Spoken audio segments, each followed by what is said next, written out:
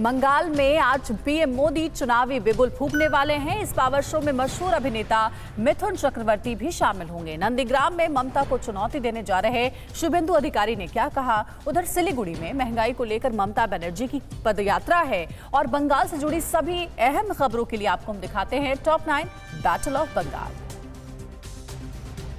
बंगाल विधानसभा चुनाव में बीजेपी के चुनावी अभियान को धार देने के लिए प्रधानमंत्री नरेंद्र मोदी आज मैदान में उतर रहे हैं। कोलकाता के ब्रिगेड मैदान में दोपहर 2 बजे पीएम मोदी की रैली होगी। बीजेपी ने रैली में लाखों लोगों के जुटने का दावा किया है। चुनाव की तारीखों की घोषणा के बाद बंगाल में बीजेपी की ये पहली चुनावी जनसभा है। मशहूर अभिनेता मिथुन चक्रवर्ती आज कोलकाता के ब्रिगेड मैदान में होने वाली पीएम मोदी की चुनावी सभा में शामिल होंगे। मिथुन इस सभा में बीजेपी में भी शामिल हो सकते हैं। अब तक लेफ्ट का झंडा उठाने वाले मिथुन चक्रवर्ती कोलकाता में बीजेपी बंगाल प्रभारी कैलाश विजयवर्गीय से भी मुलाकात कर चुके हैं। पश्चिम बंगाल में सबसे दिलचस्प मुकाबले का मंच तैयार हो गया है। नंदीग्राम में बीजेपी ने ममता बनर्जी के खिलाफ शुभेंदु अधिकारी को टिकट दिया है। टिकट मिलने के बाद शुभेंदु ने हुंकार भरी नंदीग्राम में रोड शो के जरिए शक्ति प्रदर्शन किया और कहा कि भवानीपुर से ममता डर के भाग गई और यहां ममता की हार तय है। ममता बनर्जी बीजेपी पर हमलावर होने का कोई मौका नहीं छोड़ रही हैं।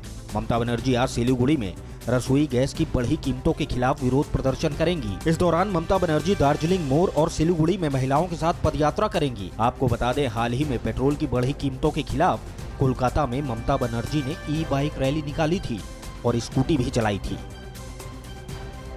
टीएमसी नेता और राज्य मंत्री चंद्रिमा भट्टाचार्य ने कहा है कि बंगाल में पीएम मोदी और अमित शाह के दौरों का कोई असर नहीं होगा।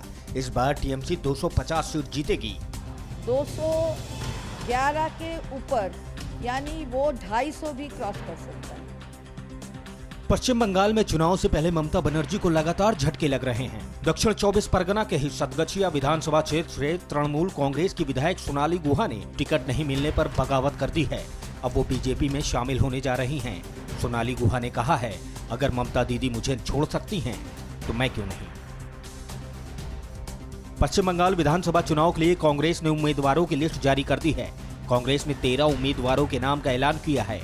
बंगाल में कांग्रेस वाम दलों और आईएफएस के साथ गठबंधन करके चुनाव लड़ रही है।